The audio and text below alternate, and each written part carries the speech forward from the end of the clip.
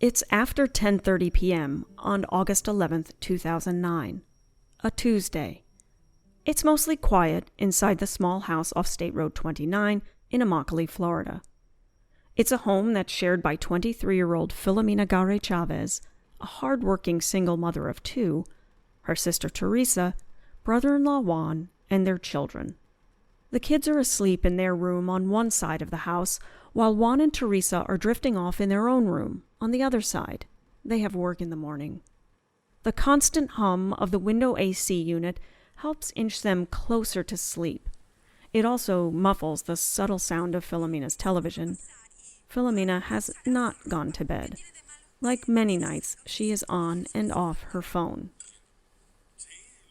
About 10 minutes before 11 o'clock, the comm is interrupted. Gunshots? Maybe. Shouting? Hard to tell. Rattled, Juan and Teresa sit up. Did you hear that? They ask each other some version of that. Juan turns on a light and gets up to check out the noise outside. On his way down the hallway, he notices the door to Filomena's room is open slightly. The side door, the only one used to enter and exit the house, is also open. This door was open about this far, and when I came here walking, I saw that the outside light was off, so I turned the light on. That's audio from Juan, recorded just a day or two later. Juan takes about 5 steps out onto a cement slab. When I stepped over here, I saw a truck was spinning the tires going to 29. Teresa meets him outside. Something is definitely not right. He tells her about this dark pickup truck he saw leaving the driveway fast and about the doors. Teresa calls her sister's phone a few times to no avail. The couple goes back inside and looks in Filomena's room. She's not there. I told Teresa, let's call 911 because there's something wrong. That call comes in around 10:53 p.m. Collier County 911, what is the address of your emergency? Collier County Sheriff's deputies are dispatched to the property for what's considered at first a noise disturbance. When deputies arrive, Juan recounts the story. The gunshots, maybe screaming. He says they can't find Filomena. They're worried she's in the truck he saw. He tells them her car is still on the property. Her clothes and her purse are inside her room. And her phone. Her phone is still there too, on her bed. Responding deputies look around and they document the scene. Nothing is out of order inside the house, and there are no visible signs of a struggle or disturbance inside or out. There is no sign of Filomena. They take statements from the couple and leave, for the time being. You're listening to the Collier County Sheriff's Office Investigates Ambushed After Dark, Episode 1, Where is Filomena? The length of time is against us, but we've seen cold cases get solved 30 years later. Her car was out there, her purse was there, but she was missing. The first question I asked is, oh my God, what happened? At the time, I didn't know it was going to lead to a death investigation. You can't be in two places at once. Obviously, flags are going up with these statements. What are we missing? I believe that there's definitely an opportunity for this to be solved. Somebody has to come forward that knows something. So it's dark, it's late, and Filomena is not there. What about that dark truck Juan saw? Did Filomena leave in that truck? Did she leave willingly? Who was driving the truck? Why wouldn't she take her purse or her phone? And what about the gunshots? Were those really gunshots they heard? There's a lot of farmland out there, and gunshots aren't entirely unusual.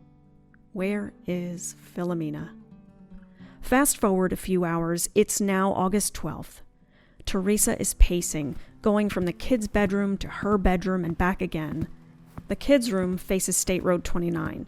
She's watching with a sick feeling from a front window for Filomena. For something.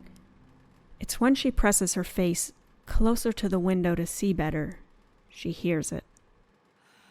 A terrible sound, coming from somewhere outside. Teresa goes back into her bedroom and tells Juan to shut the AC. I turned it off, and we stayed quiet. And we heard it again a little bit. moaning, just barely audible. Teresa goes back to stay with the sleeping children while Juan once again goes outside to check. Using the light from his phone, he walks gingerly around the house in the pitch dark. And there she is. It's Filomena. She's been shot multiple times, and it looks grim. So I come back and I said, Teresa, Tere, she's out here. She's real bad. Teresa comes out of the house running and screaming, feeling so bad. And I call 911 again. Somehow Filomena made it to the ground in some brush by the house. In the darkness, could she have been missed earlier? Was she moved? Or more likely, as detectives believe, had she crawled and hidden herself to avoid being attacked again? When Juan makes that second 911 call around 2 a.m., Collier County 911. deputies are again dispatched to the house on State Road 29 and find Filomena unconscious but breathing. Deputies stabilize her until EMS arrives. She's taken by medical helicopter to a trauma center in Lee County just to the north. She undergoes emergency surgery and remains in the intensive care unit until the evening of August 15th when she dies from her injuries. And that's when this became a homicide case.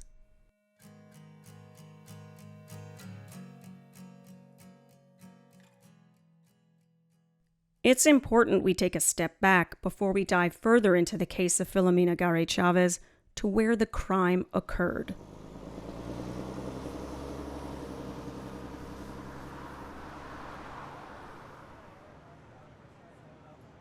Watermelon, squash, peppers, green beans, peas, cucumbers, jalapenos, and tomatoes. Lots of tomatoes, grown in giant fields covering thousands of acres of what was once one of the most remote places in the country. This is the place that produces so much of our food, the fruits and vegetables that we eat and that we find in our grocery stores. Immokalee, Florida, the adopted home of Filomena Garay Chavez. Immokalee is a rural community in Collier County.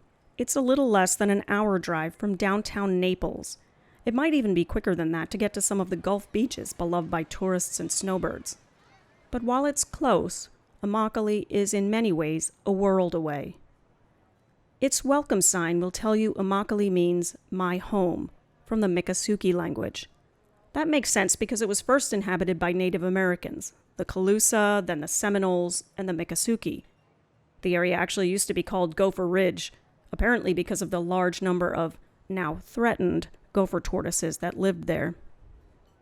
Settlers moved in to raise cattle on Immokalee's higher ground in the late 1800s, taking a cue from the success of the Seminoles. A railroad was built, ranches thrived, then came the farms, which were even more profitable. Immokalee could be counted on for its sandy soil that stayed warm in the winter and drained so well. So those farms got bigger and bigger. By the mid-20th century, Immokalee had established itself as an important agricultural center, and over time, more and more workers were needed. These were not operations that a single family could handle anymore, and for the last few decades, this difficult work has been done mostly by migrant workers. It's those migrant workers and immigrant families that make up the majority of Immokalee's population, a population that ebbs and flows with the growing seasons. To get a sense of the real Immokalee, you need to go there. You need to listen and take in the sounds and talk to its people. A lot of Collier County Sheriff's Office members work in Immokalee, live in Immokalee, or have deep ties to the place. Here's CCSO victim advocate Letty Cuevas. I grew up here in Immokalee. So I was born in Texas, but I was pretty much grew up here in Immokalee. It's a rural community, a lot of hardworking people that work in the fields. A lot of them work just to make their money, send back to their country, to their families. Videographer Caitlin Answalda spent most of her life in Immokalee. My entire family is from Immokalee. I grew up with my grandparents. I lived at my grandparents' house. I went to all Immokalee schools. I went to Pinecrest Elementary School. I went to Immokalee Middle School, Immokalee High School. And even now, I don't live there, but I still frequent it because my entire family still stays there. And would you say you have affection for the place? I do. Immokalee translates to my home, and it very much feels like my home even now. I think it's a different world for people who have not grown up there, especially now that I work in Naples. I don't live there anymore. Seeing the different cultures, it's predominantly immigrant. It has different cultures there, Hispanic, Haitian, very diverse, well diverse. What do you love about it? I just love how close-knit it is. It's a very small town, very homey vibes. Everybody knows each other. If somebody is hurt in the community does anything they can to try to help that person, whether they have any relation to them or not. You'll find a lot of family members living in tight spaces, small spaces, trying to just support each other. And dispatcher Celeste Herrera's family came to Immokalee from Mexico. I loved growing up there because it was like a small community, and then we were migrant workers. So we would go to the summer, go up north, and pick in the fields and then come back every once in a while. My family was really good about if we had school, we wouldn't travel during school time. It would be like during breaks, like spring break, summer. That's when we would join my dad up north and like work in the fields kind of thing. Can you tell me what it really means to be a migrant worker? Well, for my family, we had to rely on like the selling of crops, and I think most people work with like different companies, and so some people are able to stay year round in like one town. Like I know a lot of people in Immokalee work the fields, like the tomato fields that are around the area, and they are transported to and from the fields, and that's how they make their living. They have very long days and hard work, but for them, that's their only option. And what is their day like? It's a long day. It's a hard day. And sometimes it just depends. I know for like my dad's personal experience and my experience, we would obviously like get up super early in the morning because ideally you want to work whenever it's not that hot so that the hard work isn't harder, if that makes sense. Do you live there now? I still do. Yeah, I still live in Immokalee. From what I've seen, like growing up, everything, I feel like our community is very welcoming. I loved growing up there because it was like you knew everyone around you and everyone kind of like relied on each other. And for me, like it was a very safe place to live. And I really loved it. I enjoyed the community. Like Celeste, Filomena Gare Chavez and her family were drawn to Immokalee to work in agriculture. Also like Celeste, Filomena was from Mexico, the very small town of Pisaflores in the central eastern state of Hidalgo. She went to work at a young age and wasn't able to finish elementary school. Looking for a better life, she first came to the United States when she was 14 years old, to Texas in the year 2000. She lived there for a time before returning to Mexico. 3 years later, she came back to the U.S. to work with her family in farming, landing in Immokalee. According to friends and loved ones, Filomena was a hard worker, the hardest worker they knew. Her dream was to eventually own her own farm and to have horses instead of vehicles. In addition to her farm work, Filomena had also worked at a golf course, a grocery store, a landscaping company, all since coming to Florida. At the time of her death, Filomena was just 23 years old and the mother of 2 small children, a 4.5-year-old girl and a 2-year-old boy she adored. Friends say she was strong, very kind, and had a big heart. One of her favorite things to do was take her kids to the playground and then to get ice cream afterwards. She loved Western clothes, the rodeo, and music, and hated that she didn't know how to dance. In one of the only pictures I have of Filomena, a picture of a picture actually, she's clearly at a Western event. She's standing on some grass in the middle of a parking area, wearing a white long-sleeve blouse, jeans, cowboy boots, and a white cowboy hat, with her wavy dark hair reaching just beyond her shoulders. Behind her, there's a rider and horse, almost ghost-like thanks to the quality of the photo, and she's standing with a couple of friends. You'll learn more about Filomena as we continue this podcast, but for now, let's get back to where the crime took place. The house off State Road 29, where Filomena and her family lived, is a 1-story cinder block home, painted in a sort of terracotta pink. It sits back on about an acre of land with a lawn and many trees. Since the crime occurred, the trees have swallowed the house and you can no longer see it from the road. The driveway, which still peeks through, is 120 feet long and crosses a narrow drainage ditch. The house is about 3 miles from Immokalee's small downtown area. So how would you describe the area in which this crime occurred?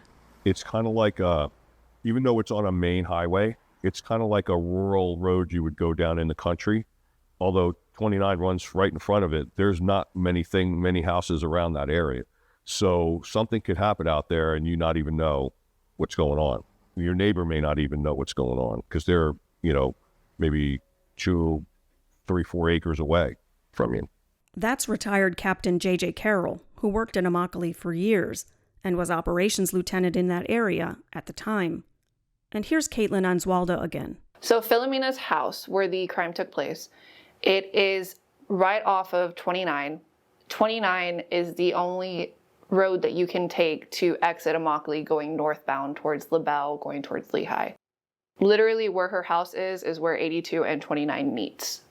Whoever was the suspect in this case easily could have just gotten onto 29, head north towards LaBelle, or could have gotten on 82 and went towards Lehigh, Fort Myers, that area. It is a super easy access from where her house is located at. Letty Cuevas has the same impression. Easily, it's in 2 areas where anybody, whoever was involved, could get away. So what really happened out there off State Road 29 on that dark night nearly 15 years ago? We'll start unpacking what we know in the next episode, introducing you to the lead detective at the time.